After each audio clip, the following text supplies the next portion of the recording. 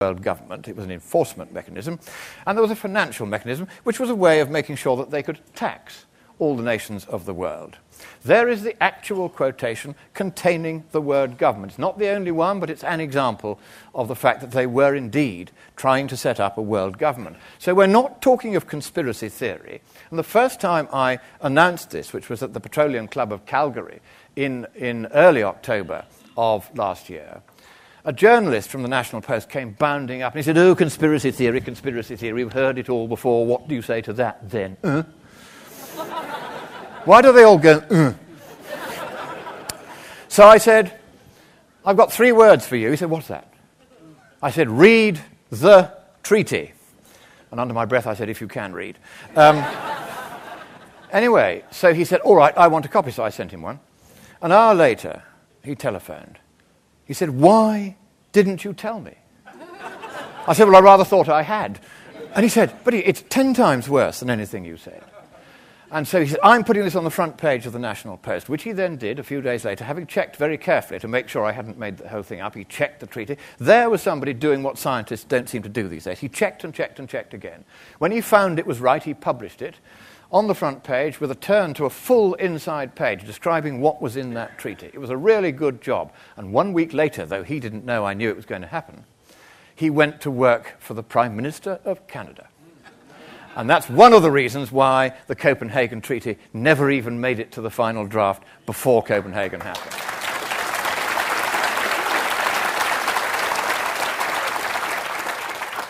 Here you are. The government will be ruled by the Conference of the Parties. Effectively, that's a giant bureaucracy with the support of more giant bureaucracies, etc., etc. It was going to have complete control over all formerly free markets in the world. This is actually written at paragraph 36 of the treaty. There it is. And here are just some of the taxes it was going to be able to impose. I don't propose to waste any time on this because we did manage to stop them doing more or less all of this. And here were the democratic provisions for the election of the new government. No, this slide is not a mistake.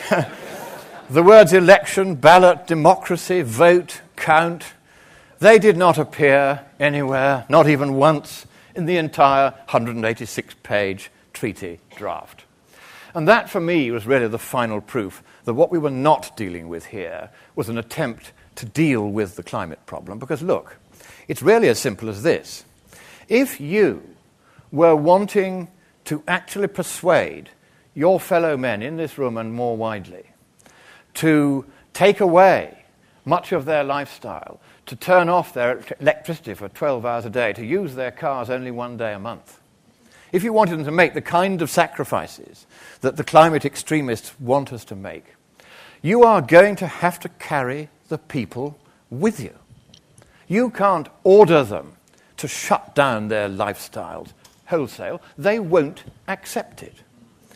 The only way, therefore, ever to gain acceptance for measures as drastic as that, if this were a real problem, is to make sure that the overarching supranational government, which was going to do this, would have the full, wholehearted support of the peoples it was claiming to represent. And the only way to do that, I put it to you, democratic Australians, would have been to elect it. Am I right or am I right? Now, I've been listening to how the preachers do this in the United States. Every time they don't quite get the reaction that they would like to get from the audience, they say, "Somebody say amen." So come on, do we want democracy? Yes, somebody say amen. That's it. You're getting the point. We'll practice a bit more later. Now, but what is happening instead is that the gravy train, oh boy, is it rolling. Here are just some of the people who went with Kevin Rudd to Copenhagen. There you are, just a few more, and a few more, and a few more, and a few more, and more, and more, and more, and more, and more. And you paid for this, it's your taxes, 114 freeloaders, and I've named them all on the screen there for you. Right, now we're going to do very briefly a little bit of science now. This is the central question in the whole debate. It's called climate sensitivity. It's how much warming are you going to get if you increase the CO2 in the atmosphere. Now, one of the things that the other side, the ClimateGate emailers, have begun to notice is that there hasn't been any global warming. Have they been saying this publicly? No, no, no. This has been the worst decade, the warmest decade in the last 150 years. That's what you hear from them. But privately what they're saying is, that, just as Monckton says, there has been no global warming for a decade. We cannot explain why. It is a travesty that we can't. That was Kevin Trenberth, one of the ClimateGate emailers, talking to the other emailers, saying, how on earth are we going to convince anybody of this if we can't explain why global warming hasn't happened? Hello? We can explain. All you have to do is ask Monckton, and that's what I'm going to do now. I'm going to tell you. Now, here is what the UN's climate panel said about warming in 1990 and the human effect on it. They said warming cannot yet be attributed to any anthropogenic cause. This is what they said in 1995. No study to date has positively attributed all or part of climate change to anthropogenic causes. They said it again in this next slide. They said it, in fact, 5 separate times with increasing clarity. They couldn't attribute any warming to human causes.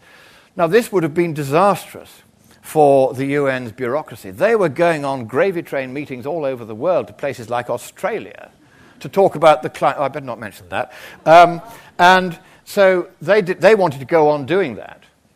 And so what they did was they brought in just one scientist, not the thousands you hear about. And this is what he did. He crossed out all the references to the fact that there has been no human effect on the climate at all, and he wrote this. The body of evidence now points to a discernible human influence on global climate. That, of course, was acceptable to the bureaucrats because it meant they still had jobs and they still had something to do. And so that was the version that was published. Not the version signed off on and submitted by the thousands of scientists who had worked on it and who had said the exact opposite. That, which just one man put in, was what was printed. And then it got worse. In 2001, they said, well, that was true, and this time with 66% probability that it was humans that caused most of the warming of the last 50 years or 60 years. In 2007, it's more than 90% probability that the same warming was caused by humans. That's what they said. But there is no scientific basis for this whatsoever, as we shall see. Now, here is the great lie. What they're trying to do is to say that over the last 150 years, there has been an acceleration in the warming rate. You can see the red line there is the 150-year trend. Then you've got the purple line for 100 years, the orange line for 50 years, the yellow line for 25 years back from today. And oh dear, it's getting steeper and steeper because, by implication, humankind, in fact, not just by implication, they say this in the UN's report where they use this graph. They say the rate of warming is itself accelerating. Now, that graph is bogus. It is completely bogus. This is the new hockey stick. Nobody's noticed because nobody knows that when you're dealing with a stochastic data set, that's one that jiggles up and down, and you don't know which is going to go next. That's what the temperature record is. You cannot apply multiple trend lines to it in this way and expect to get a useful trend. Here they're trying to show that the trend is increasing. Let's take the same data set, but at the more recent end of it, and we'll just do the same thing back to them. There are 4 separate trends. The one on the top left starts in 93, top right 97, bottom left 2001, bottom right 2005. And wow, we're heading for an ice age. So I did these graphs. The UN did the previous graph. So I did that one right. How many of you think the UN's graph was right? No. How many of you think that my graph is right? Right, stop right there. I told you not to believe a word I say. If I am using the same data set and the same technique, and I am producing precisely the opposite of what they are producing, then neither they nor I am right. We are both using a bogus statistical technique. And I have only done that to illustrate that the technique is so bogus, you can produce exactly the opposite result from the same data. I confronted Rajendra Pachauri with this in Copenhagen, and I said I wanted him to come back to me within 48 hours and withdraw that graph and explain that it was indeed wrong.